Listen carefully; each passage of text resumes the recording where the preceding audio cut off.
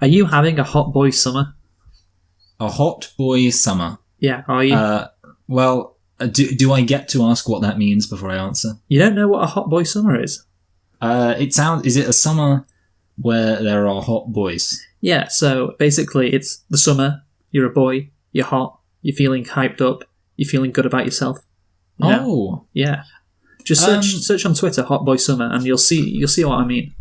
I don't know. Sounds like another big dick energy craze. Perhaps, but it's empowering, and I think that's the key. Oh, well, men do need to be empowered. Well, that's the thing, Michael. It's gender neutral, because you can also, if you're a girl, be having a hot girl summer as well. Well, I heard even that girls can have big dick energy.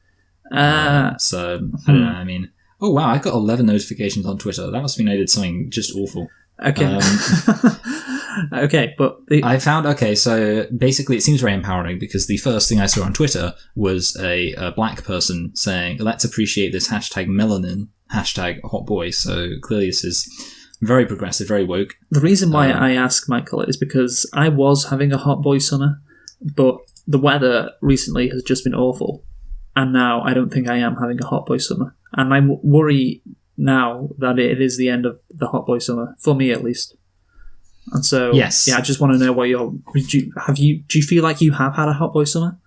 Well, to be honest, like, I just find weather in general kind of annoying. Like, the minute that it's very hot, my main focus is on trying to stay as cool as possible. Okay. But you know, I mean, it was definitely nice. I mean, I'm one of those people, I enjoy summer evenings more than summer days. But then the minute I try to go to sleep, I immediately hate summer evenings. So basically, I mean, I'm quite negative about the hot boy summer. I prefer to feel like a cozy boy winter.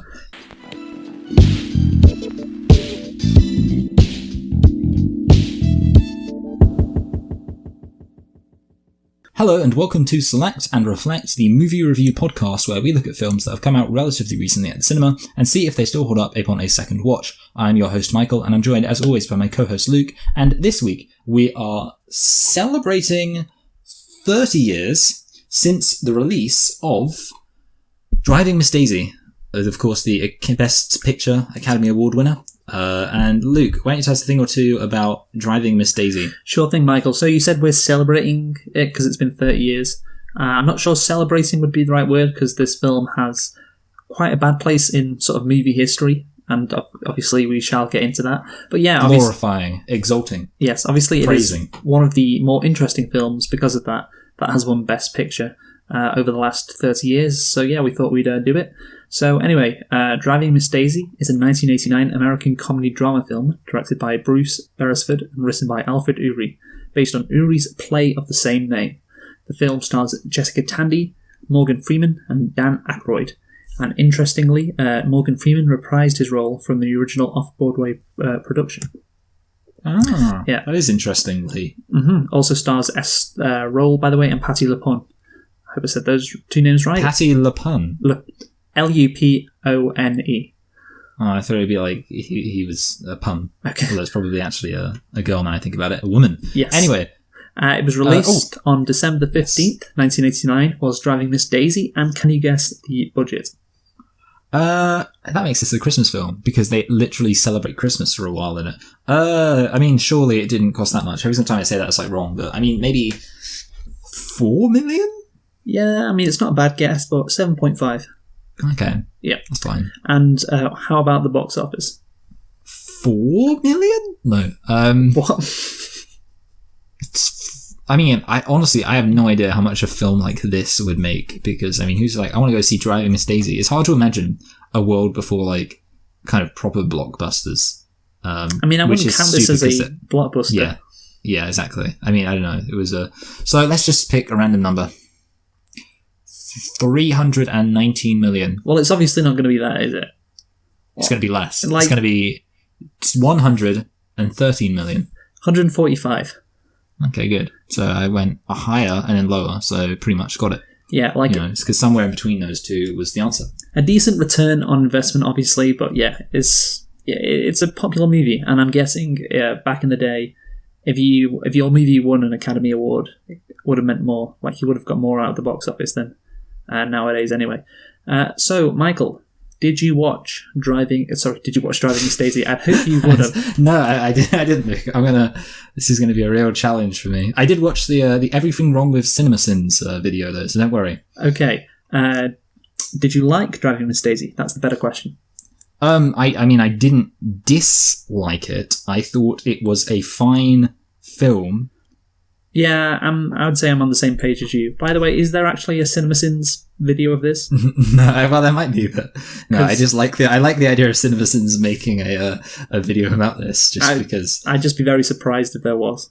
Actually, I'll tell you what I'd like to see more is a bit of a spoiler for our next film, but I'd like to see a CinemaSins of Do the Right Thing. Yeah. Just no doubt. I wouldn't put it past them. Well, anyway. Yeah, the reason, obviously, we're doing these two back-to-back is because they are always going to be linked throughout history of Driving Miss Daisy and Do the Right Thing. And when we talk about the Academy at the end, I think I mentioned that to you, did I? We're going to talk about how it won Best Picture. Oh, no, we weren't, but I look forward to it. Yeah, well, Do the Right Thing will be brought up. Obviously. Yes, of course, that makes sense. Anyway, so I'll just ask you, how many nitpicks have you got now? I've got one. You've got just one, so it wouldn't be a very good CinemaSins video. Yeah, I've got literally 0. Yeah, okay, because my one is actually really bad anyway. I thought as much. Yeah, see, my nitpick, it's of America, that Morgan Freeman said, it ain't been more than 30 minutes since we turned, as if that's not a significant thing. Most journeys I go on, they're like an hour long. What? Going on 2 hours at a maximum. Yeah. So it's kind of like if someone was like, oh, it ain't been 30 minutes since we turned, I'd be like, what are you doing? Like, imagine if, you were driving from, let's say, for example, that you lived in Milton Keynes and you had family in Hartford and you were driving from Milton Keynes to Hartford and then you found out you were going to Hemel Hempstead and someone was like, oh, it's not been 30 minutes. You would be so angry, wouldn't you, Luke? So many middle-class names there. I know, yeah. I don't know, they're all so bad. Apart from, the weird thing is we've got, like, just in the middle of it, we've got a place called Leighton Buzzard, which to me, that just doesn't sound nice at all. I mean, I don't know about you, but sounds like, oh, I'm from Leighton Buzzard. No, it sounds the opposite to me. It sounds really posh. Oh, okay. See, well, I kind of think of buzzards as, like, not very nice. What about... Well, buzzards are birds, aren't they? What's your opinion on the name Stevenage? Stevenage. I think I told you about this. I had a career mode in FIFA playing as Stevenage, so I think I'm a bit biased. So because you're just thinking of the football players, obviously, and they're very, And Lewis Hamilton is from Stevenage. Let's not forget that. Yeah. Basically what we've established is that Southeast England has lots of really posh sounding places. Tell you what, Scunthorpe. I mean... Yeah, that's bad. That just tells you everything you need to know about the North, doesn't it? Wow. Well, actually, is that kind... Yeah. Okay. Where is Scunthorpe? Is it in Lincolnshire? Or is it in East Yorkshire and Riding? I think it's Lincolnshire, but I'm not sure. Wow. Anyway, I think we should move on from place names in the UK to Driving Miss Daisy again. Yeah. Yeah, you got to remember, Michael, on your nitpick, those cars didn't go very fast, so 30 minutes compared to today, maybe that's not... And also, she's not letting him drive very fast either, so that's a good point. It sort of works out. Maybe that's literally a mile. So yeah, exactly. Yeah. Maybe. Anyway, so I shall say the plot for Driving Miss Daisy now. The story defines Daisy and her point of view through a network of relationships and emotions by focusing on her home life, synagogue, friends, family, fears, and concerns over a 25-year period. So yeah, this film goes from 1948 to 1973, and basically the main character is Miss Daisy, and she essentially becomes friends over that period of time with Morgan Freeman, who is her African-American chauffeur. Am I saying it right? Chauffeur? Well, you were kind of closer the first time. The first time you pronounced it right, but you got the stress wrong. I mean, I would say it's pronounced chauffeur. Chauffeur. You kind of pronounced it chauffeur. Yeah, well, maybe that's the French authentic pronunciation. Oh, oh, garage. Well, la-di-da, Mr. Frenchman. What do you call it? A car. Great stuff. Classic. So... Ooh, and the moon's out. All right, that's wonderful. So, Michael, let's dive into the plot then of... Let's drive into Miss Daisy. Oh, God.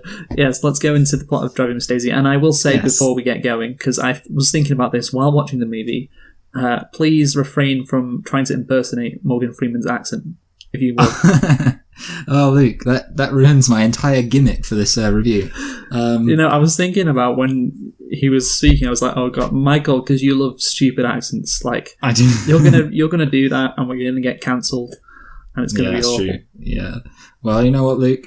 if you kind of do it enough, then eventually you become immune to being cancelled. Like Louis C.K. I mean, he's doing all right. Think of all the stuff he's doing. Like the President of the United States of America. That's true, yeah. We could become Prime Minister. We could get a job with, what's his face? Boris Johnson. He probably says so many weird things. Okay, by the way, you know how I was like, while we were talking, I was like, oh, I've got loads of notifications on Twitter. They're all from the same guy, so kind of disappointed. You have an admirer. Yeah, good old Ahmed46. Okay. What's Ahmed46 been tweeting about?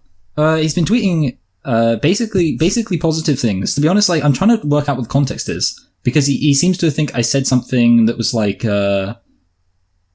suitably nuanced on Islam, but I don't remember ever tweeting. I mean, basically, it's a good thing that was apparently he said it was nuanced, because he's basically saying, he says, I'm very happy to see a Christian critic of Islam that makes sure to paint us as humans and not mindless slaves to the text. So there we go, Luke. I mean, clearly I've proven now that I have a very nuanced understanding of the world, and I'm 100% fit to comment on this issue.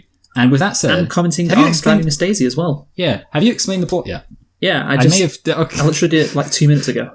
Okay, yeah. So basically, the crash at the beginning was kind of hilarious, wasn't it, Luke? She just reversed backwards. I mean, like, I don't know. Yeah, it was a bit of a shitty crash, but again, I don't think you could have her actually, injure herself. Yeah, you needed like a low-speed crash like that, even though it was quite funny. But anyway, just on the whole plot thing to get going. So obviously, there isn't anything that really happens in this movie. There's not like an event where things are centered on. Like we said before, it's just about the relationship between Miss Daisy and Morgan Freeman. He plays her chauffeur, and he's called Hulk, by the way. Just like, because I thought like for the first like half of the movie they were calling him Hulk. And I was like, I'm sure it's not Hulk, but no, it is Hoke. Hoke. And so, yeah, they form a friendship, and yeah, the movie is about their relationship. Therefore, because nothing really happens, it is quite slow. But again, if you like these kind of movies, which are slow, which, rely on subtlety, rely on nuance, which, I'm for. I wasn't bored while watching this movie. I don't know. I was kind of enjoying it. It kind of reminded me, I think the best analogy I can think of is something like The Post. Like a film that's sort of just like... The Post actually, no, The Post is probably more... Yeah, The Post has more going on. You know what, Luke? Ignore everything I just said. This film... Tell you what, actually, have you seen Green Book yet? No, I was going to bring this up at the end as well, but... Yeah. Okay. Because do you know what Green Book is about? Yes, I know what Green Book is about, yes. Okay, good. Yeah, so basically, but the thing is, actually, I have seen Green Book, and in my opinion, there's kind of a similarity there, and there's really? a lot of, like, just, I know it's surprising, but there's a lot of just, sort of, it's a bit like, you sort of just, you take it in. It's one of those films you take it in. You don't really go, ooh, I wonder what's going to happen next. Oh, I'm so excited. You just kind of go, oh, this is happening, this is happening. I'll come clean. Well, I cannot come clean. Basically, obviously, this movie won an Oscar 30 years ago, so that is the reason to do this movie. But this wasn't on my shortlist before Green Book won Best Picture at the Academy Awards. Yes, of course. So Green Book wins Best Picture, and I'm like, okay, so we have to watch the original Green Book and review it, which is, of course, Driving Miss Daisy. So that is one of the reasons why we are doing this, because of Green Book. And yes, obviously, the similarities between Green Book and Driving Miss Daisy have been talked about quite a bit, even by Spike Lee, who, of course, had a movie released in both years, 1989 and 2018, Do the Right Thing, and in 2018, Black Klansman. And he gave a good line at the Oscars saying, whenever there's somebody driving a car, I lose. In reference to the fact that his films didn't pick up Best Picture in either of those years. So yeah, that is the comparison to Green Book. And obviously, yeah, it's something that needs to be noted, definitely. Yes, exactly. And but yeah, I mean, so basically my kind of main point there was that like a lot of films, I think a lot of kind of I guess a lot of happy films in a way, like a lot of films that are kind of inoffensive, feel-good films. It's sort of like, it's not really the case of like an action-adventure film where you're like, oh, this plot is a mile a minute, loads of fun stuff's happening. It's sort of just like, look what's happening now. And oftentimes you kind of just get like minor melodrama. Like a lot of the time, you got to have your scene where a random person just dies. I think that's quite a common thing, like in a lot of these films. It's like, and that's sort of the way they make it sad, which is sort of sad, but at the same time, it's something that happens a lot. So you're kind of like, okay, yeah, that's sad. But you know what? Lots of people die, so I'm kind of just okay with it. And that's sort of how these films work. You're like, oh look, that happened. She died. Yeah, woman. Things just move on. They just like go from like year to year. So it cuts from like 1962 to 1966, just like that. It's me clicking my fingers. And yeah, it's very unusual in that. And to be fair, they do a good job to show what year it's in. Like, do. with Dan Aykroyd winning the 1966 Atlanta Businessman of the Year or whatever award he won. And obviously it cuts to 1966 on the trophy. So yeah, that's how it establishes the years. And it's again like it's just about a relationship between two people growing over the years. And so yeah, like you said, it's I wasn't bored, you weren't either. And these kind of movies where it's just like sit back, take it all in. It's nice to watch these now and again. But obviously we shall. I think that's all there is to say on the plot or the structure. Well, I had, I guess, like, I wanted to expand on something you pretty much already picked up on, which is let's say, what's the word? Like, basically, it takes place over a long period of time. Yes, 25 years. I thought that was like interesting. The thing is, I think you said it was lots of subtle stuff. Basically, for me, my problem was that I wasn't really paying attention to much of the subtle stuff the first time round because I was busy looking at my phone, whatever else. No, not really. But I wasn't really paying attention to kind of the years or anything. I was just going, oh, okay. And then suddenly, I don't know what it was. I was like, a line in particular. Honestly, it might have even been when we went to the Martin Luther King thing. And I was like, wait a minute. Where did we get here? We jumped like 20 years into the future. And I now was like, okay, no. I was just stupid the second time I watched it. So, I mean, basically, if you're paying attention, they did quite a good job. If you're not paying attention as much as somebody who pays attention a lot, then you'll probably have a moment where you go, oh wow, this film took place over a much longer time than I thought. Yeah. Because I was thinking to myself, the first time I watched it actually, something which I kind of always think about, which is what if films that were set sometime after the time when film was invented, what if they came out at the time they're set? It's a weird thing I like to think about, but I'm like, what if, The Shawshank Redemption came out in the 40s, I assume. Well, I guess it was set over. So, you know what? I need to think of a film that wasn't set over such a long period of time. But the point is, I was watching, I was like, what if this film came out in the 40s? I wonder how. If Schindler's List came out. Yeah, what if Schindler's List came out in the 40s? But then obviously, and I was like, oh, wait, okay, jumped into the 60s. So I guess they'd have to set it in the 60s. And I was like, and then by the end, I thought, you know what? I'm just going to Wikipedia this. And I actually did find out, although I've since slowed down the Wikipedia page, but it ends in. You might have already said this. 72, I think, is when it said the last scene is. I think 73, I think. Because I think it is, it says 25 years and it starts in 48, so I think the last scene is 73. I'll check in the... Well, you know what, maybe it was one of those things that was kind of like before and after New Year's. Okay, tell you what. Oh, no, okay. Oh, yeah, no, you're right, yeah, 73. I'm always right, Michael. Okay, here's a question. How old is Miss Daisy in the last scene? So she was born in, if I can remember, 1876. So that would make her 97. Wow, okay, see, basically you also did a bit of quick maths, because I did the same bit of quick maths. The reason why she was born in 76 is, of course, because she tells a story about how in 1886... No, because she was 12, so it was in 88. I thought she said she was 10. I'm 99% sure she said she was 12. I'm 99% sure she said she was 10. She was 10 in 86. Okay, well, you know what, Luke? Let's take a message from this film, which is that different people can come together and be friends and agree to disagree. Okay. And also, I guess maybe old people losing their marbles is a bit of an overdone bit of melodrama too. Well, I'm not sure it's melodrama, is it? Well, you know what, Luke? It's definitely drama, and it made me feel quite mellow. Okay, fair enough. Yeah. So yeah, again, the film ends with Miss Daisy. She shows signs of dementia. She believes she's a young school teacher again, and then it all ends for her, and she ends up in a nursing home. And obviously, the last scene is Hoke feeding Miss Daisy some pie, I think it is, in the nursing home. So yeah, that's how it ends. So obviously, do you know what I just remembered?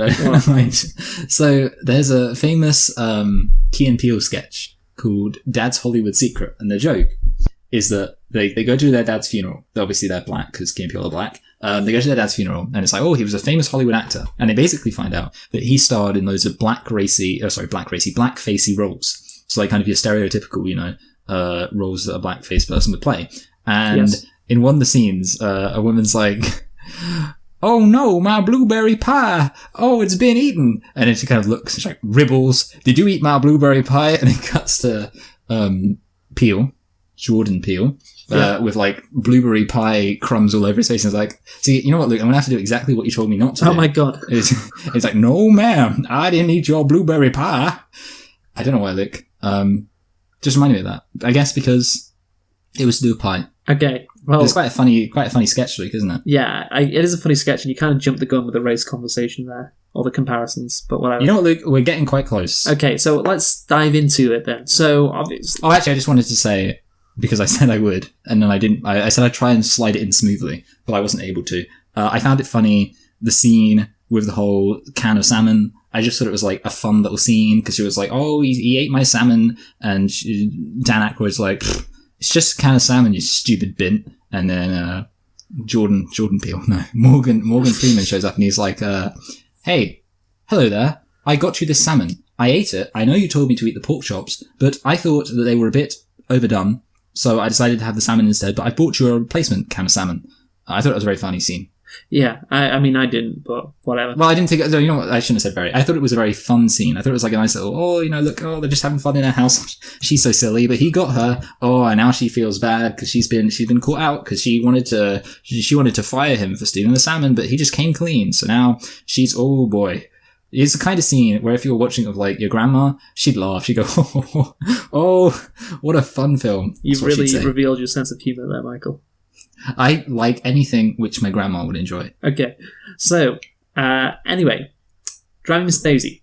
So I think what we're going to do now, obviously we've talked about the plot, but obviously as everyone knows who's seen this movie, it's about a relationship between an elderly Jewish woman who is white. More like a relationship. Okay, yes, that's a good saying, a relationship. And also between a man who is African American, set in the American South in the 1950s and 60s. So obviously race is going to be a factor in this, although it's not the main factor.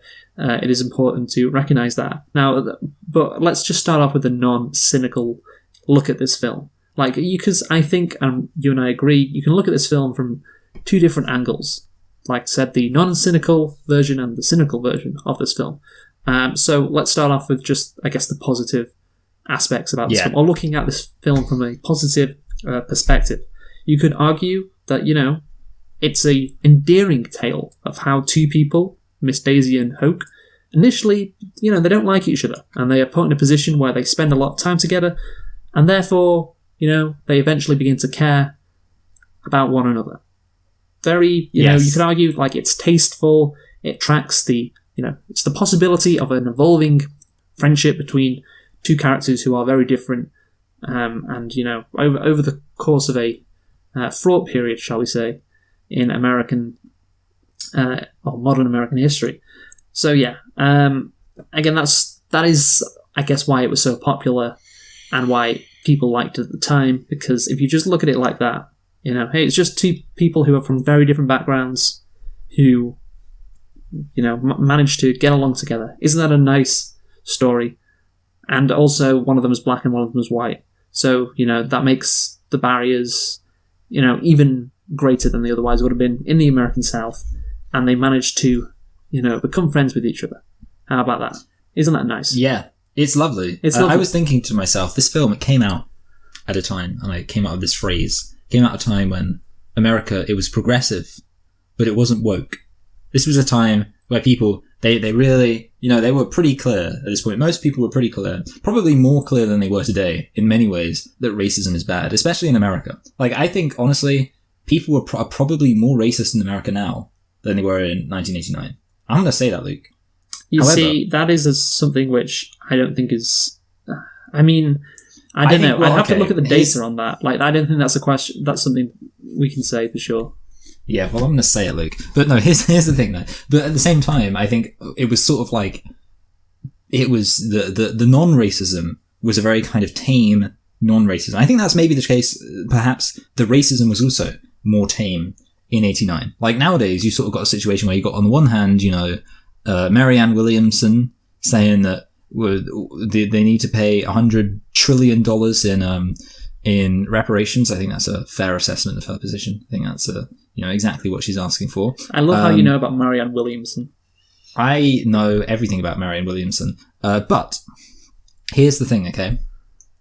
On the flip side, you've got the people who vote for Donald Trump, and perhaps even, some might say, drive to El Paso, Texas, and commit acts of mass murder. Which, I think is pretty racist. I mean, I can't name personally any racist mass murders that happened in 1989. Okay, so I see a point, and I will agree that racism is more extreme now than it was back in 1989. And progressivism is more extreme. Whereas back in this day, everyone was sort of just like, you know what? Racism is over. We're done with it. We're probably gonna elect a black president in the next 20 years, give or take. And they were sort of okay with it. That's my theory. Okay, so like I said, I agree the extremes of racism are more in this current period of time than I'm going to say the 1960s, late 60s, early 70s in America. Obviously in the UK it's different, but if we just talked about America. Well, hold on a minute. I want to clarify. I'm talking about 89.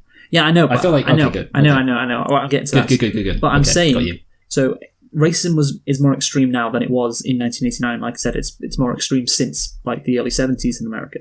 But people are more averagely racist. Way to go, Luke. Yeah, I know. I really screwed that up. People are more. The average person is more racist in 1989 than they are today. If you get what I'm saying. So let's not forget.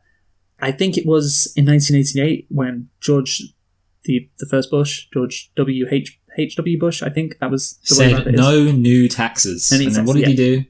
He raised the taxes. You don't raise the taxes. Exactly. Rule number 1: don't raise taxes. It's the economy, stupid. So he ran an ad that I remember hearing about this, and this was in the 1988 election, and it was attacking Michael Dukakis. I think that's the guy who ran against Bush in 88. Yeah. And so Dukakis was accused of being like soft on crime. And there was a very racist ad put out by George Bush's campaign, which basically, was about a black person, I think, raping somebody or whatever. And it was conceived in a very racist way to show that Dukakis was soft on crime, e.g., soft on black people. And that was like a mainstream position. That ad could not be released today by Donald Trump. I mean, maybe it could. Like, who knows what the fuck he's going to do? But like, people would complain. As SJWs, they'd get offended. Yeah, exactly. Like, even the point I'm making, even today, that ad would be like, okay, that's clearly racist. Like, people would not. The Republican, Party would not put out an ad like that. So. Yeah, I agree that certainly the extremes of racism today, of course, you didn't, like, what happened in El Paso over the weekend, that didn't happen in 1989.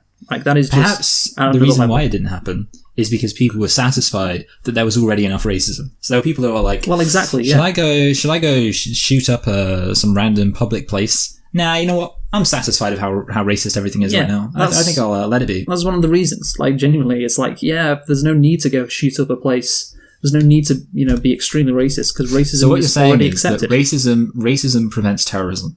Yeah, it's what Martin Luther King would call a negative peace. That was the case in 1989, and it was the case throughout pretty much all the years since probably like 2016, really, or 2015. Like, there's a negative peace in America, literally for, like I say, early 70s until now, negative peace, and that is obviously that covers 1989 when this movie was released. And to clarify a point, what we're talking about negative peace, I believe, as the great Dr. King said, is I can't remember. So I like his phrasing. He said something like a positive peace is a peace where there is also justice. A negative peace is a peace where people are just chill with justice, which is true. In fact, I've always said that should be, he was right. A very smart man. But actually, speaking of Dr. King, I did have sort of a positive to say about this film. Yeah, no, you kind of brought up the whole fucking racism thing. Okay, and you jumped the gun on this. Like, we were talking about a positive interpretation of Driving Miss Daisy. And now we're getting into a whole conversation of how racist America was back in 1989, which really is reserved for the negative interpretation. I'll leave. Yeah, good. No, but yeah, you are. So talk about the Dr. King thing, because I'm going to agree with you on this. Yeah, right. So basically, they have a scene of Martin Luther King pretty much saying the famous quote of like, the problem isn't the radical racist so much as it's just the white moderate. I mean, I think he's saying a different quote here. But there is a famous Dr. Martin Luther King quote, which is like, it's not the radical racist who's the problem nowadays. It's the white moderate. Well, he was talking about how the problem with racism isn't bad people. That's not stopping it. It's the good people. I think that's the words he used in that speech, which is in this movie. Good people who do nothing. Yeah, who do nothing, exactly. And so that scene right there is a good moment in this movie dealing with race. It is one of the positive moments when we can point to about when concerning race. So Hoke obviously is driving Miss Daisy to a speech given by Martin Luther King, and he kind of shines light on her hypocrisy over not inviting him to attend the speech. Like, she says, oh, what he's doing is wonderful, and she agrees with Martin Luther King and all that, but then she doesn't actually invite him in to the speech. Because I think the only thing you... Oh, sorry. Yeah, well, I was just saying... I was just saying because I imagine it's because she doesn't want to be seen with him, that's why. But go on. Yeah, I was going to say, it is a bit on the nose where she's literally like saying like, things are changing around here. It's glad to see that everything's working out all right. Glad to see people like Dr. King just fixing racism. And literally it's sort of like pretty on the nose that she's saying all this at the same time that she's like not letting him obviously go to the thing. It's kind of like... Well, you say it's on the nose, but I think that is the reality of... Yeah, I think I get you, so yeah. They say this that's the problem. In the back of a car being driven by their black driver, while not considering that black driver, they consider them a second-class citizen. It's like the great Phil Oakes said, they love Puerto Ricans and Negroes, as long as they don't live next door. Yes. So love me, love me, love me. I'm a liberal.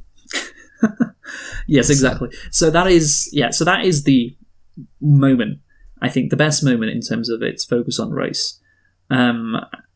In this movie, but there is another moment I think which we must mention, which you have a positive outlook on, which is when Miss Daisy has a conversation with Hoke about her being Jewish.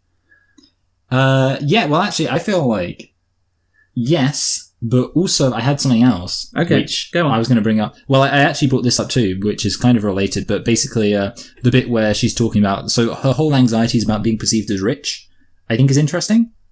And also, because I feel like I'm definitely reading more into it than I'm supposed to, probably, but like her anxieties about being rich could easily relate to kind of some kind of pseudo concept of white guilt. I don't really know how much the concept of white guilt existed back then. I didn't think it was down to white guilt. I thought it was down to anti-Semitism. Like, obviously, the stereotype. Oh, because Jews are rich. Rich people are Jewish, so yeah.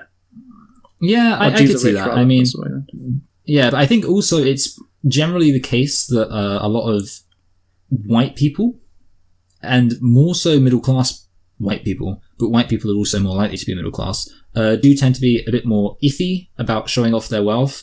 I would say even WASPs can be uncomfortable about their wealth. Like, obviously at the same time, they all, it's not like they don't live in a big house or drive a nice car or anything like that. But like the idea of saying like, oh yeah, I'm really rich kind of makes me uncomfortable. Whereas, of course, Morgan Freeman's like, if I had all that money, I'd let everyone know I had it because I'm fantastic. And Miss Daisy's like, oh, that's vulgar. You filthy, disgusting. And then she launches a series of racist expletives.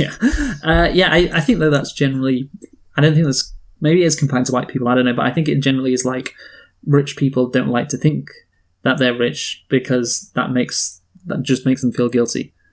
Yeah. And like you hear, there's this, I can't remember what it was focused on, but there was this good meme on Twitter where it's like private school kids at the first year of uni explain to everyone else how they're not that rich, and obviously in the image has, I don't know, people like wiping their tears with money or something, I don't know, like it's there is like this thing about like, oh, if you're rich people don't actually think that they're rich, and like there's, I remember hearing this news story like a year ago, just reading it on Reddit, like people who have a wealth of over £1 million or dollars don't consider themselves rich.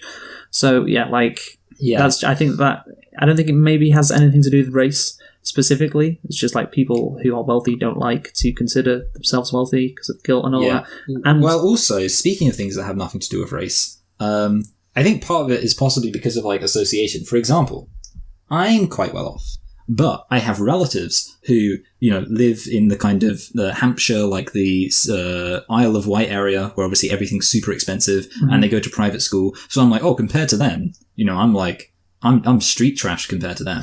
But the thing is, you speak to them, and basically the reason why they go to a private school is because their mum used to be a teacher at that private school, so they kind of got a discount rate. So like they know in their private school people who live in like mansions, so they're always like, oh, we're not that rich. So basically it's like a different level. So I'm like, I'm not that rich because I'm not as rich as my cousins who live in Livingston and go sailing around the kind of Southampton Solent area.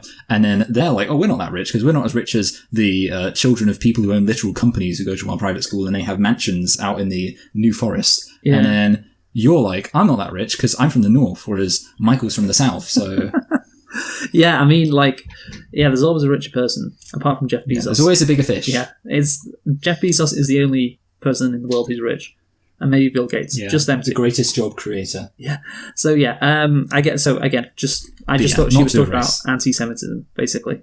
Yeah, fair enough. Yeah, and how Jewish people don't like to being called rich. It's like there's obviously coming out of the 1940s. Yeah, I imagine Jewish people are very sensitive to anti-Semitic kind of comments, even if they weren't intended to be anti-Semitic, of course. But anyway, so I think just overall in this movie, do you want to say anything actually about Jewish? Not just Jews in general. The fact that Miss Daisy is Jewish. You said it was the positive because there's obviously his synagogue gets bombed. Yeah, I had that, yeah. I guess the other thing is, there's the line from the Alabama Man where he's like, it's a Jew and yes. Going off down the road. That's a sorry sight. And I guess it kind of like reflects the fact that, Jews obviously have been persecuted. So there is a sense of that they do have a degree of solidarity. She's not although a full she's not very beneficiary Jewish of whiteness, is she, Miss Daisy? No. Yeah. She just presents as white. Yeah, but again, I'm gonna. So you could argue, well, that's a positive. I'm not going to argue this, but you could argue, well, that's a positive because it shows, that Miss Daisy also has some prejudice, and social injustices that threaten her own life, just like Hope's. Yeah. But again, I don't think they're equal. And it's like the story of, first they came for the Jews, and I didn't speak up because I wasn't a Jew. Then they came for the trade unionists, and I didn't speak up because I wasn't a trade unionist. Then they came for me, and do you know what, Luke? What? There was nobody left. Do you know what the first line up for me is on that? Is it socialists or communists? Or... Yeah, so it's It's everyone says it's socialists, but it's actually communist. Okay, yeah. I mean, I just couldn't remember. I wasn't trying to. What's the? I felt like there should be like a socialist term for like whitewash. So like red wash. There we go. Yeah, the Holocaust Memorial Museum, I think that's what it's called in Washington. It has that line. First they came for the socialists, and I didn't speak out on its entrance. In actual fact, the proper line is first they came for the communists. But it was obviously, I think that museum was opened in a time when Reagan was president in Washington. Oh, really? So, okay, I was thinking it could have been even earlier. Yeah. But yeah, because obviously, any time before the 1990s, that would have been a pretty dodgy thing. Anyway, but basically, so you do have that sort of idea of like, well, you got to, you've got to stick up for the people who are currently the primary victims of bigotry, because you know what? If eventually you might be the one who's in trouble. Having said that, I do think the problem is that, you don't really get the impression. I think that's the thing about the whole synagogue being bombed. It does kind of feel like it sort of comes out of nowhere. And it's kind of like... well, that's the thing. It comes out of nowhere, but this movie is literally just a bunch of stuff which comes out of nowhere. Yeah, but I think... the thing is, I don't really think... I wouldn't have really thought that Southern Jews were in too much of a predicament. Maybe I'm being... Well, yeah, obviously the fact that their synagogue got bombed, they're not going to make that up. It surely shows that, they weren't in a predicament. Obviously not a big predicament as African Americans were, as we shall get onto. But yeah, they were. Obviously, let's not forget that the KKK, as much as people who are conservative nowadays would like to forget, was against literally everyone who wasn't a Protestant, including Catholics and Jews. Yeah. Yeah. And probably they were Democrats, Luke. So how do you explain that, huh? How do you explain the fact they were Democrats? I can't. Yeah, I can't. it must be the case that today, the Marianne Ravenwood, what's her actual name? What? Marianne Williamson. I was thinking, Yeah. who is Marianne Ravenwood? I feel like that's the name. Probably is. Clearly, she is just trying to keep black people enslaved with her handouts. You know what? Keeping them relying on the government. So typical of that Marianne Williamson. That's what they say. You know, that's what they're like. Have you ever seen the PragerU video? Which is like, no, the parties didn't switch, and they're like, the Democratic South still. The Democrats today are still the party of slavery, the slavery of being on the government dole. Do they mention David Duke at all in that? I don't think they do. Well, I'm not surprised, but I'm like, someone could just say, "Hey, David Duke ran as a Republican and leader of the KKK."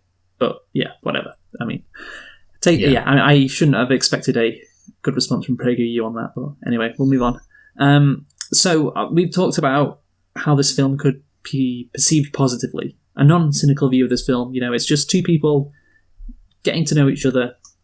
They have some Chilling in a hot tub. They have some lovely touching moments, like for example when Miss Daisy teaches him to read. Hoke how to read. Yeah, that's a nice moment. You know, it's nice, and it's filled with nice moments like that. And obviously, it does touch on the subject of race. And sometimes when it does touch on that subject, it is good. It's like, oh, that's a pretty good commentary on race. Yes. Like the scene when Hoke isn't invited to MLK speech, or isn't invited properly to MLK speech by Miss Daisy. So we shall go on now, I think, to negative. Oh, I just realised I had one other thing to mention about Jews. Pretty simple. Just the fact that I can't remember her name, Daisy, that's really easy to get. Yeah. Miss Daisy doesn't like the fact that her Jewish relatives are like embracing the Christians. I mean, it's a minor thing, but obviously it's just another dimension of prejudice. So you know what? Perhaps I think it's supposed to reflect how. Okay, I can tell. So obviously the Jews, they're being persecuted and they hate the Christians, and perhaps also the logic must conclude, if we continue the logical syllogism, black people are being persecuted, and therefore they must hate white people. Yeah, no doubt like about all the black people are sat at home going, oh, I didn't think they'd. Oh, right, okay, no. That was just supposed to be a generic Southern accent, but let's just give up on that. Yes. They'll be sat at home going, oh, I don't like those those in-laws I have fraternizing with white people. Yeah. You know. But yeah, maybe the message is that Jews, you know what, Jews are allowed to be cantankerous and angry all the time, and we still have to feel sorry for them. But this is my transition here, Luke. Black people have to be impossibly friendly all the time and really jovial and just so happy and possibly played by one of the most charismatic black actors of all time. And then eventually, white people will like them, thus solving racism. Yeah, okay, so yes, this is the negative interpretation. And obviously this is the reason why we're doing this film and why this film still has a legacy, kind of, because of its questionable attitudes towards race. And so I think, where do you want to start then? Well, I mean, I guess, like, if there's anything we could do to expand on, I think that main point of the fact that this is basically a film about... I mean, the thing is, obviously she's an old woman, so it's not just based on the fact she's racist, but this film is about basically a black person who goes to work for a white person only to receive constant, unrelenting scorn from them, which they respond to by just being really happy and like, oh, you know, what's she... That crazy Miss Daisy. Oh, that's a good rhyme. And basically, you know, constantly happy about it. And then eventually they become friendly. And obviously the thing is, practically speaking, if you compare this to... If you take this film and extrapolate it onto genuine race relations, which is obviously, you know, what you would be trying to do if you say this film has, you know, interesting commentary on race relations, you would come to the conclusion that black people today, as a collective, basically just have to be the Morgan Freemans while white people are being Miss Daisy. So white people can go, oh, I hate black people. They're always stealing things. They're always not working. They're always just, going around talking to each other, not working, messing everything up. And they're always getting paid too much and they're really lazy. And then the black people have to go, oh, you white people, oh, and then eventually, after a while, there's them laughing like that and just taking it in their stride. We'll go, you know what? You black guys are all right. Yeah. Brilliant. Yeah. Love it. The point is, African Americans have to bend over backwards and, like you say, be ultra More like bend over blackwards.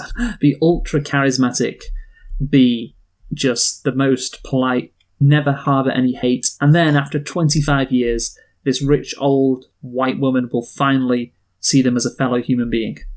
So yeah, there you go. Like, that's the problem. Americans do love it when, I think, black people are portrayed as servants. Like, and Americans also really love when white people are shown as saviors.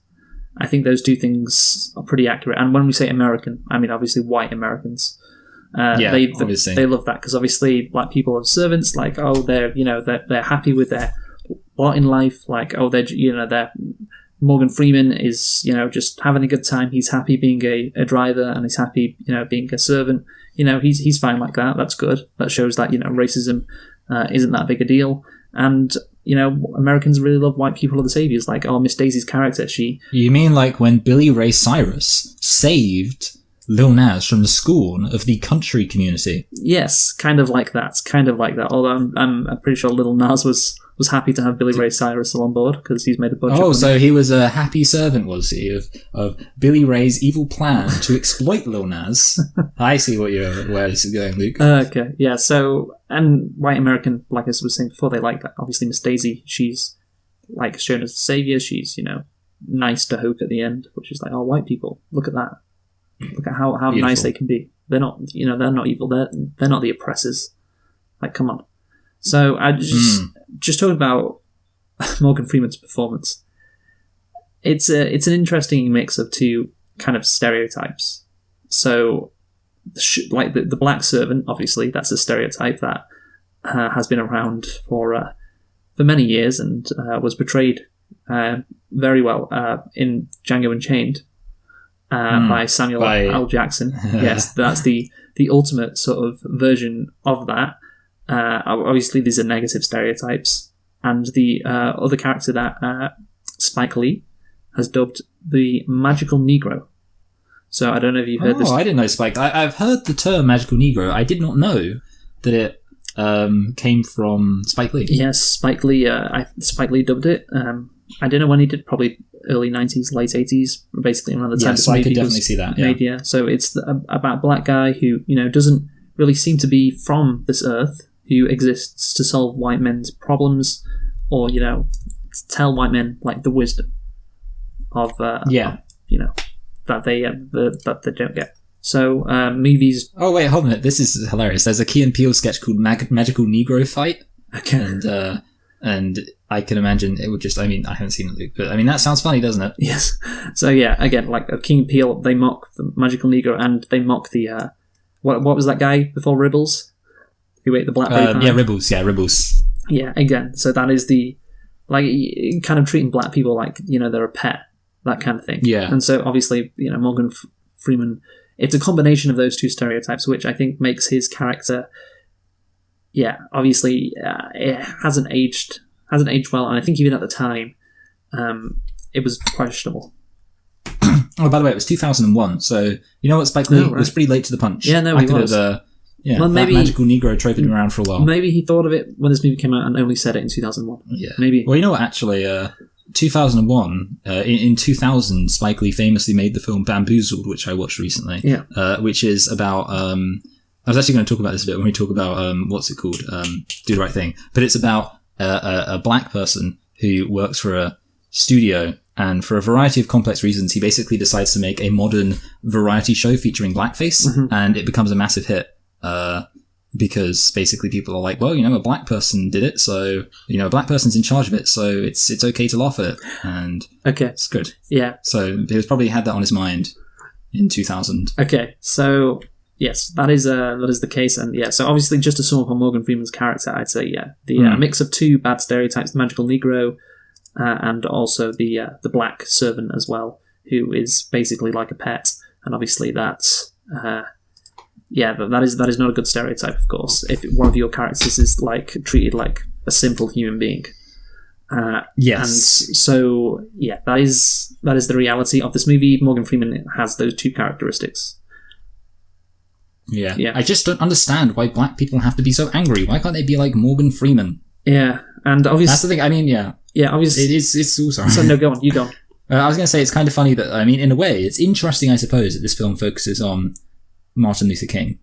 Because Martin Luther King, the thing about him is, he is the person that conservatives love to... He is basically, Martin Luther King, in the mind of conservatives, and there are a lot of problems with this in reality, but in the mind of conservatives, he is their kind of magical Negro, as it were. Because he's like, yes. They say, oh, he was so polite and he wore suits. And you get those classic pictures like, the black people in the past, they used to walk around in suits and stand hand in hand like Martin Luther King is doing in this photo. Whereas nowadays, they, and then it cuts to like some rioters in, LA or wherever else or New York. And it's like, and this is what they've become now.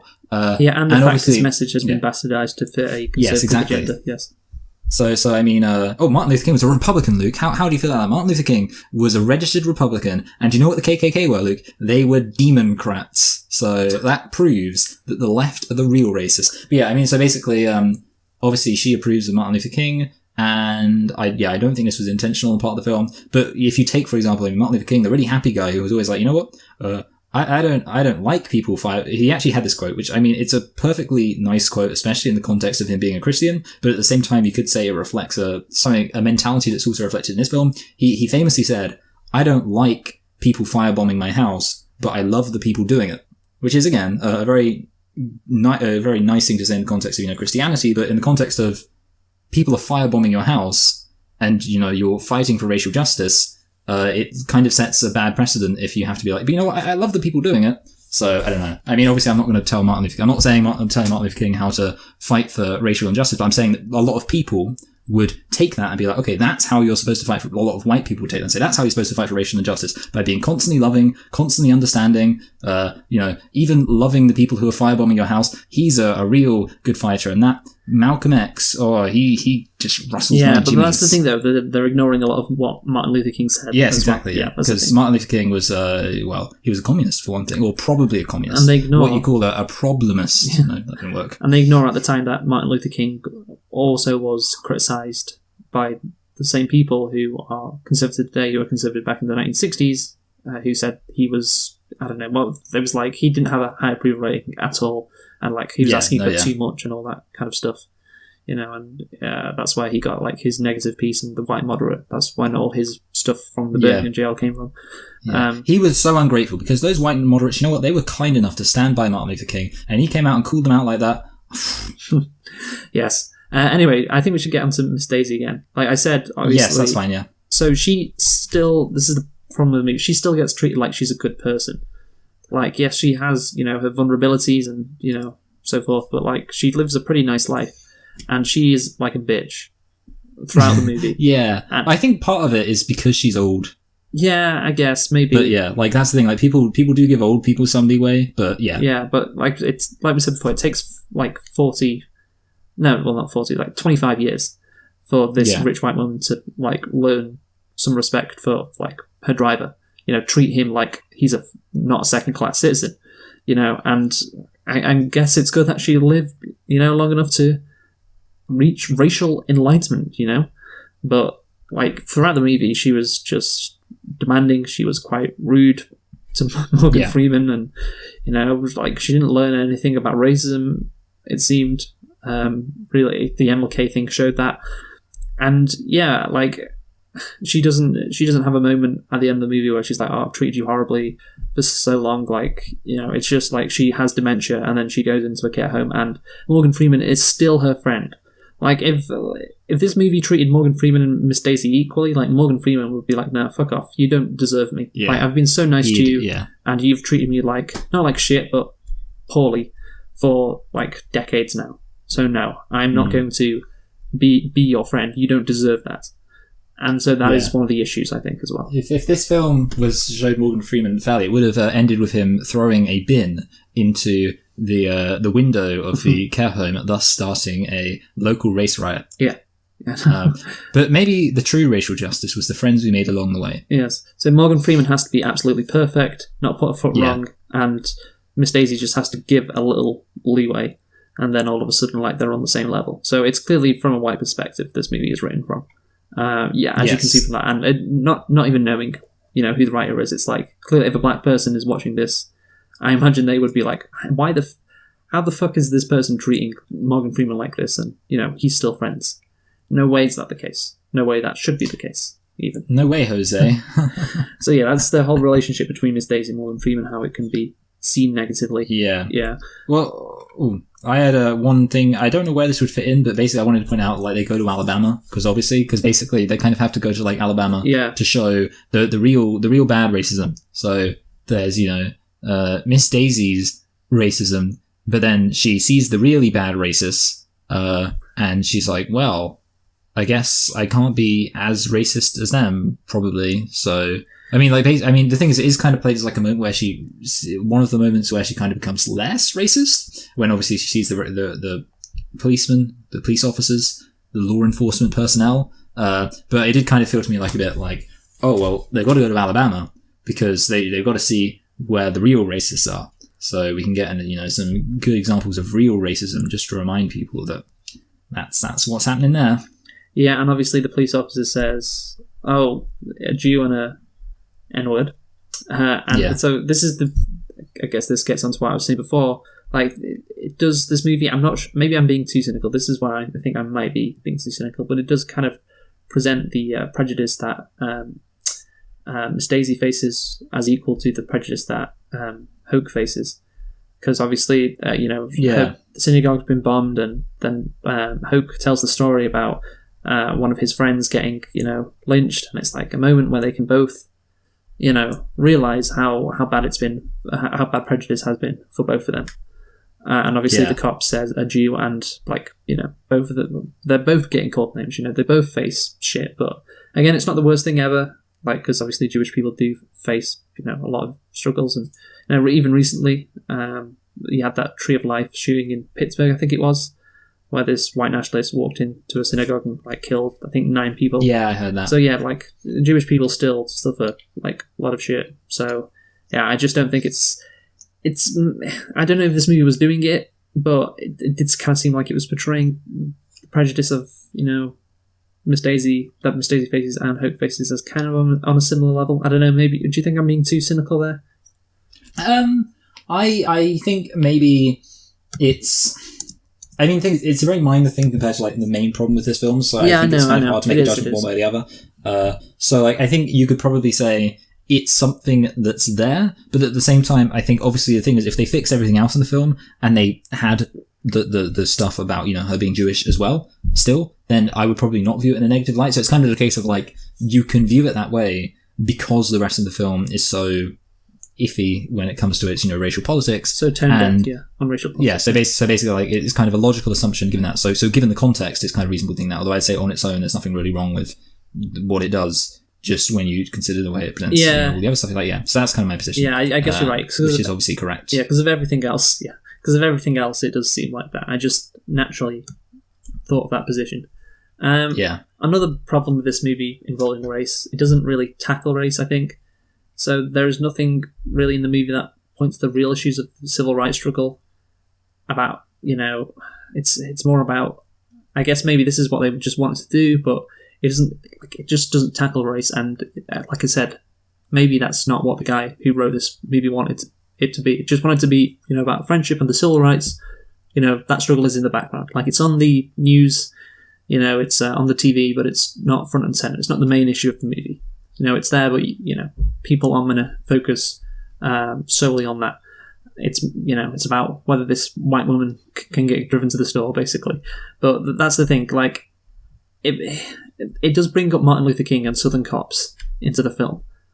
So, if you're doing that, then surely, you've got to talk about race more. You've got to tackle racism more.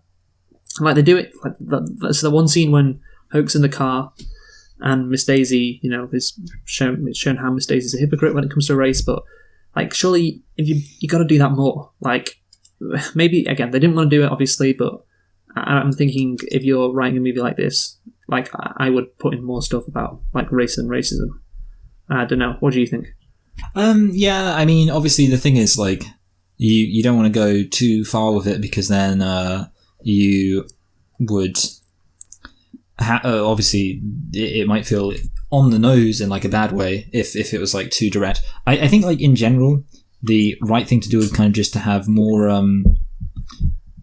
sort of the actual realities of racism explored in a more thematic way rather than necessarily having too much directly going on, because otherwise, you know, it's sort of like it would almost feel like kind of I'm kind of when I imagine it in my head, it sort of feels sort of almost like it would be trying to make the film seem more significant than it is. I think the problem with this film in a way is that it's already trying to feel quite significant with it just being about, you know, some guy driving a woman around in her car, and obviously by making them different races, it becomes a race thing. The problem is obviously if you then and the fact add that it's set in the American South as well. Yeah, of course. But if you then added in like direct reference to racism too much, then it would kind of almost become. I don't think you can focus on racism that much in a film that also has the personal dynamic between two characters without it kind of feeling like either one of them or the other is not going to be done justice, if you get what I'm saying. Mm-hmm. So there are films like, for example, that do deal with personal characters and race. But the thing is, in that case, I think the films have to be quite well constructed. For example, a Spike Lee film I saw recently called Get on the Bus, which was about a group of black men who were driving to the Million Man March, and they all had their own unique perspectives and focuses and character attributes, and they just had nothing to do but speak on the bus, and the film just naturally followed through the bus, following their different characters and their growth and their development and their conflicts. And obviously that would be a good way to parallel many racial issues through personal character development. But the problem is, you know, if you've already got all this other stuff going on, then it becomes more difficult. Yeah, that's kind of my thoughts. Yeah, I'll just say, like, this movie doesn't challenge or take on racial relations, and when it does it no. with... What? Sorry, I was saying no as in I was agreeing with you. Oh, right, yeah. And it does it, like, with a kind of simplistic and also rose-tinted view of the past. And obviously, going back to Morgan Freeman, doesn't let him break out of the African-American, you know, stereotype either. So, yeah, I think that kind of sums up my problems with this movie in terms of race. I had one more thing to say actually about race. We're kind of so basically it's all about, it's a weird one, but this film has this weird thing where like white women are racist and white men are fantastic, because I was just thinking about like you basically have three main white characters in this film, which is Miss Daisy, Dan Aykroyd, and then his wife, although I'm kind of being, but basically the two women are really horrible to the black people who work for them, and the white man's really nice. And I was just thinking to myself, you know what? In a way, I could see this film almost making like white men, especially white men who would be Dan Aykroyd's age, feel good about themselves. Because, for example, I mean, imagine, for example, you are a middle-class white guy who, say, for example, I mean, it's hard to, in the era of Donald Trump, I don't think it works because I think, you know, Donald Trump is so explicitly racist. But for example, in the UK, where we have kind of the Conservative Party and there is a lot of racially charged stuff and policies for racial implications, but you could say to yourself, you vote for the Conservatives, and obviously, you know, they have all sorts of policies which might be bad for, you know, black people and people of colour in general. And then, but at the end of the day, you go, you know what, I'm like Dan Aykroyd, you know, I'm just a sensible businessman and for example, I mean, Dan Aykroyd, the thing he does is he says, I'm not going to the Martin Luther King thing because I don't want people to judge me and think that I'm, you know, or I don't want the social stigma attached with supporting a major movement. And he never really gets kind of called out for that. And but every other time we see him do anything, it's like showing how he's not a racist. So you can kind of watch the film and be like, you know what?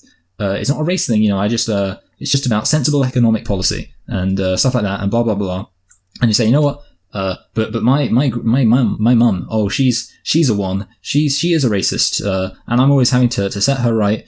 And I was kind of thinking about that. So if you're like kind of, let's say a sensible conservative, a reasonable conservative who's kind of a middle class or probably upper class in the case of Dan Aykroyd, but you know, in the kind of upper middle class area, who you obviously you're white, you're middle aged, you've got that's what exactly a cuck conservative, and you but you think to yourself, you know, all those old women, they're kind of racist. And I guess also, I mean, the thing is, his wife is sort of racist too. I don't really know what you could say about that apart from the fact that, well, I don't know, but it's very easy to kind of get a message from the fact that you've got Dan Aykroyd, who's this, you know, nice charming, middle-aged man who, doesn't want to rock the boat too much, doesn't want to do anything crazy, but he's, very obviously not racist, and he's really friendly, and he's got a good relationship with the black characters, and nothing he does is ever really criticized in any way, but he's sort of the one who keeps his slightly less progressive mother in check. And I think there's a very obvious and somewhat problematic narrative there. What is the narrative that men are racist? Well, yeah, I mean, I think the thing is sort of, you've got the idea that I think part of it, this is kind of my logic. Men are more reasonable, I think. And I think that's kind of a sexist belief would be that men are kind of more sensible, they're more reasonable, they don't... They're not controlled by their emotions. Yeah, exactly. Yeah. So in other words, so a woman might say, for example, she might get angry at the help, and she might go, oh, you ruined everything, you didn't get the coconut stuff, and the man, he's very sensible, he goes, look, don't worry about it, I'll deal with it, it'll all be fine, you don't need to get angry at this lovely young woman who's just doing her job. And it's kind of like the man is very sensible on a personal level, and the woman, she gets really angry. She's like, you've ruined the whole thing. I gave you a list clearly of what you were supposed to get, and you didn't get it. Yeah, sounds very convincing. And the man's like very sensible, and basically, obviously, that a man watching go, yeah, you know what, I am sensible. Because I think there is an idea, and it's one that I'm kind of privy to. It's the idea that like racism is just silly, and that I'm not silly, I'm sensible. And that's kind of why I'm not racist. And it's something which I think just naturally, for me, that's kind of my first... If I were to think, like, why am I not racist? I could come up with loads of, sort of philosophical reasons and, like, political reasons. But fundamentally, to me, I just think, well, racism's just stupid. And I think that's kind of like something which a lot of men would kind of relate to. And they say, it's for stupid people. Like, a woman, she might blow a fuse and do something stupid and think that the EU's making bananas straight. I don't know. But, she might do something stupid. I'm a sensible guy. But then at the same time, the flip side is that then when it comes to actually doing anything to help race or standing up and making a proper stand for race, I'm like, you know what? I don't want to be like one of those crazy SJWs. And that's kind of my attempt at cobbling together a point. And let's just assume it's perfect. People who think Kamala Harris is woke just because she's black. That kind of person. But they're like, no, I'm not. Whereas we all know she's really woke because she fucking pwned Joe Biden. Yeah, pwned Joe Biden and all those African-American prisoners that she puts to work. Yeah, so, okay. That's great. Classic. I get what you're saying as well. But I don't know. Perhaps you're right. Maybe you're reading too much into it. Like, I just thought, yeah, you're right. Dan Aykroyd is this just, like, affable guy who's like, oh, mama, what you doing? Like, there to call out the stupidity of his mother and her prejudice as well. But yeah, like he never goes...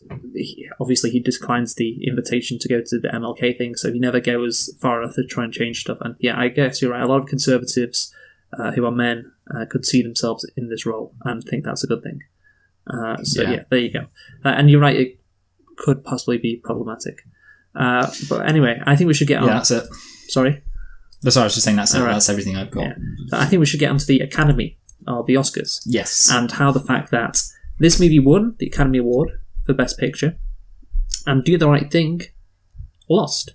Well, Do the Right Thing wasn't even nominated. Now, the reason I bring up Do the Right Thing is because we're doing it next time. That is correct, yeah. Yes. So obviously, we're doing Do the Right Thing. Mm-hmm. And so Spike Lee wasn't very happy about Driving Miss Daisy. I think I read an interview with him. He called it Driving Miss Motherfucking Daisy. I think that's what he said about it. So he says, like, he calls out the hypocrisy behind the film and, all the problems, like I said before, with Morgan Freeman's character and, the special Negro.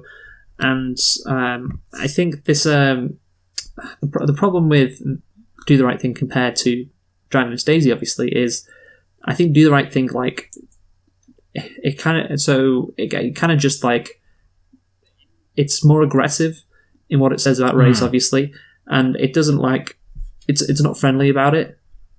It's like, yes. It's more demanding. And obviously the Academy back in 1989, very white, I imagine it was even more white than it is today, and it's certainly very white if fucking Green Book can win Best Picture. It wasn't called the Black Academy. God, yes. And so white people are like, oh, well, you don't demand stuff from me. I've been very good to you. Like, no, Driving Miss Daisy, this is a good movie about how white people and black people can get along. That's the right message. You know, that's the right thing. That's a movie that makes me feel comfortable with America and race relations. And so, obviously, that is why it eventually won Best Picture, I think. It just made those voters comfortable, made them look like the good guys, you know, and as we talked before about all the problems with Morgan Freeman's character and how white Americans like those stereotypes, and there you have it. I think that's why Driving Miss Daisy got Best Picture. Yeah, and also, I mean, I don't know. I think it makes sense probably to talk about all of our Academy stuff now, because I think this film there's not as much to talk about as I think there will be with Do the Right Thing, especially seeing as there's like some wider stuff that's worth talking about with Spike Lee, and I'm sure I'll have a few tangents I could bring up, having tried to commit myself to watching a few of Spike Lee's other racially motivated films. Which have you seen Black Klansman? I have seen Black Klansman, yes. The thing is, I think you could make an argument. It's not necessarily that Do the Right Thing needed to win. Like, you know, I mean, I've seen it. I think I probably want to see it again to make a clearer opinion. So obviously we do generally watch films multiple times. Mm-hmm. And I want to form a better opinion of it. Having seen it once, I thought it was good. I think I probably will pick up more things the second time I watch it, and it'll probably look better. But you know what? I can understand somebody saying, well, you know what, Spike, I don't really want to see that film. However, the fact that they nominated this film instead is the really tone-deaf thing. Well, there you go. And that's the thing. If this had been... But, I mean, the other thing is, I actually remembered that wasn't what I was trying to say. What I was going to say was that if Do the Right Thing, instead of Driving Miss Daisy, had won the Best Picture, I think that could have had actual genuine implications. I mean, the thing is, people say nowadays, especially with, you know, films like Green Book winning, that like the Best Picture really doesn't matter as much. And that's true. But I remember I watched a thing about Miramax, and how Miramax basically made a massive effort to capitalize on Oscar nominations and their whole thing. And basically they were operating in the mid to late 90s. Mm-hmm. And their whole thing was like, you know, they were like, hold on a minute, we want to just get films nominated for Oscars. And they basically began the entire concept of Oscar bait. They were like, we want to make films that are most likely to win Oscars nominations so we can make money off of it. Because at the end of the day, a lot of Oscar nominated films and Oscar winning films don't cost huge amounts of money, and yet they stand to make quite a significant amount of money. And basically, I'm assuming there was kind of a precedent for that. I'm guessing the precedent was that back in the day, what films won Best Picture, that did matter quite a lot to people. And there is an extent to which it does matter today. But I think like at the time, it probably would have had an implication for the direction of cinema and the interests of black filmmakers, and also possibly even in some meaningful sense, people's attitude towards race in America if this film had won. Because I get the impression there's a sense in which a lot of Spike Lee's films are especially popular amongst black people and not as focused on by white people.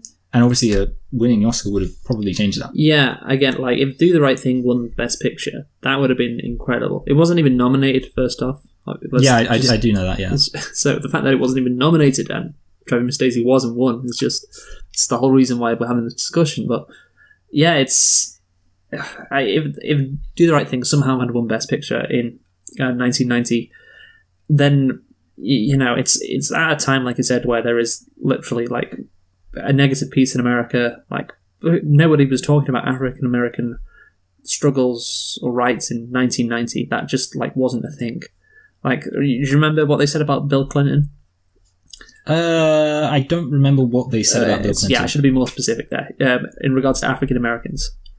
I can't exactly remember. They said he was the first black president. Okay, I did know that. Sorry, yeah. And I was thinking that might be what you were going for, but I wasn't really sure. But yeah, you're right. Yeah. The fact that people said he was the first black president because, I don't know, he took pictures with black people and didn't treat them like shit. Like, the fact is he passed some pretty harsh bills that, you know, didn't really help African Americans. Remember, super predators. Yeah. So the fact that somebody like Bill Clinton could be considered like someone who would help African Americans is just like emblematic of like that entire era. Like, yeah, nobody gives a shit about African American rights in that particular time in American history. So if Spike Lee comes along and this wins Best Picture, that maybe would have changed stuff. I don't know. Yeah. But like, again, it's just a movie, and maybe it would have triggered something. I'm not sure. But yeah, it's certainly in the 90s. It would have been interesting to see. In fact, I think in the 90s, obviously you had the LA riots in '92, and that was very, you know, race based. And so with that, obviously there was a backlash towards African Americans because of that. So I don't know how Do the Right Thing would have figured into that, but yeah, like it'd be interesting. But if I had to guess, I would say no, it wouldn't have changed anything because it's just a movie. I would. Oh, I see. It may have. So you think that it doesn't matter that black people get representation in the movie industry? Is that what you're saying, Luke? Yeah, no, that's not what I'm saying. It's not what I'm saying. But yeah, I think like there's a chance, like maybe a 5% chance. I don't know. That's some like things may have changed, the culture may have shifted, but I doubt it. That's all I'm saying. I very heavily doubt it. Yeah. Anyway, do you want to get into the conclusion? Yeah. I think this has been a short one, but you know what? See, we were kind of getting into a position where we were doing short ones, and I think we started doing we did a couple, which just ended up being very long, and we sort of fall into that habit. To be honest, we probably got around the hour mark, which isn't too bad. Yeah. And we're over an hour, so that's fine. Yeah. All right, I'll conclude first then. So, here's the thing about this film. It is, on the one hand, an enjoyable film. I mean, it's your standard kind of enjoyable film in that it's a film that's fun. I mean, it's up there with pretty much every other, happy film where... I mean, the thing is, it's hard to describe. I'm just saying, characters do things, and they're friendly, and occasionally funny things happen. Some relatively inconsequential, sad things will happen. But you know what? You can watch this film with your family and enjoy it. It's like Kindergarten Cop. But that's the thing, Luke. It's like Kindergarten Cop. You know, it's a film you can watch with your family and go, isn't this fun? Yeah. Arnold Schwarzenegger is a kindergarten cop. But then the problem is, what makes this film worse, in a way, is the fact that it does try to make a commentary on race. If this film was, kind of about just, two people who you don't really get along and then they become friends, well, you know what, they maybe it might be viewed even slightly better. The fact that it tries to be a commentary on race creates a problem, and of course, the less said about the fact that it won when such an influential film about race wasn't even nominated. Yeah, but... having said that, I think there's a chance that in the future, in some hypothetical future, this film will not be reviewed particularly negatively. It will just be viewed as a regular old film. You know, when we live in the post-racial utopia. Right now, though, we don't live in a post-racial utopia. We live in we live in an era where race is relevant, and the racial politics of this film do have many objectionable elements. And therefore, I think basically... the film can't really do much better than The Five territory, because at the end of the day, it's not like some kind of horrible film. It's a film that's fun. It's a film that's enjoyable, but there's nothing really special to it. I think I'm going to put it above. I think I'll put it above Next of Kin.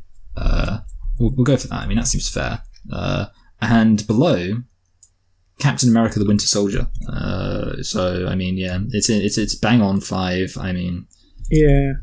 I'm not going to say at the end of the day, anybody could watch this film and enjoy it, or think this is fun, because I watched it and I thought this is fun. I'm okay with this. Yeah. But you can't watch this film and be I mean, yeah, basically, the more you think about this film, kind of the worse it is, which isn't a great position to be in a film. And I certainly can't put a film above a 5 for that situation.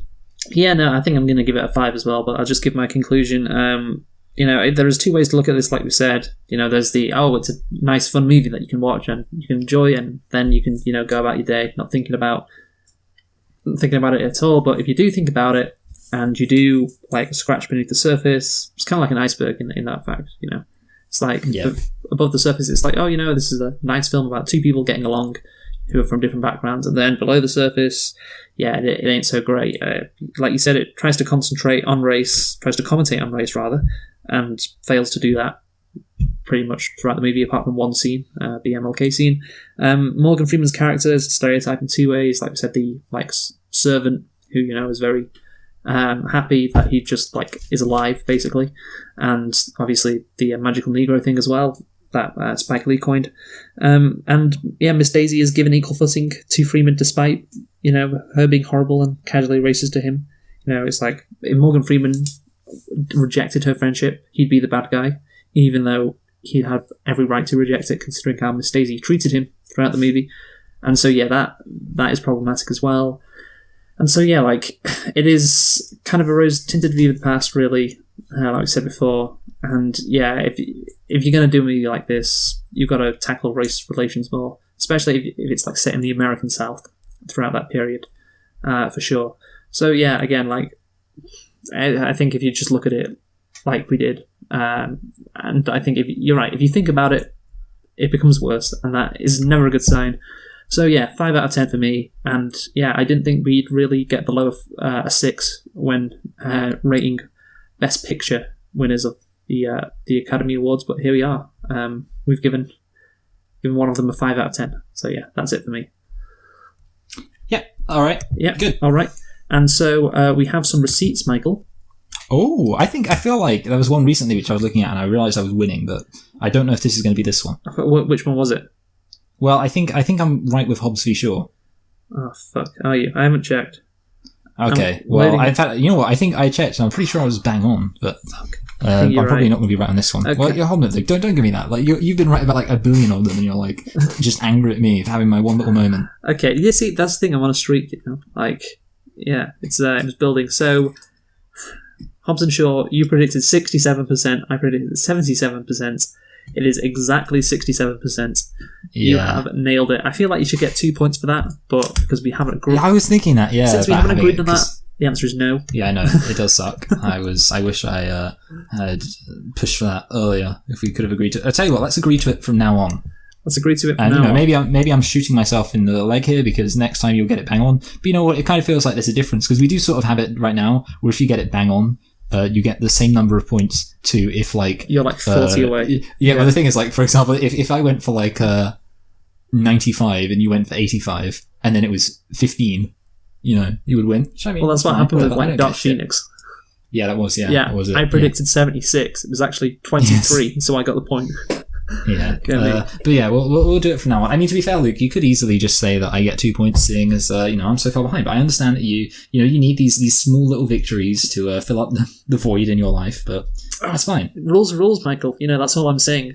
I play by the rules. Rules, social justice theory. Okay, so what are we doing next week, Michael?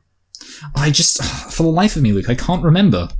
I just wish we'd been speaking about it at least just once during this review. It might have reminded me. We are, of course, doing Spike Lee's "Do the Right Thing." Do the Right Thing, yes, for its 30-year anniversary.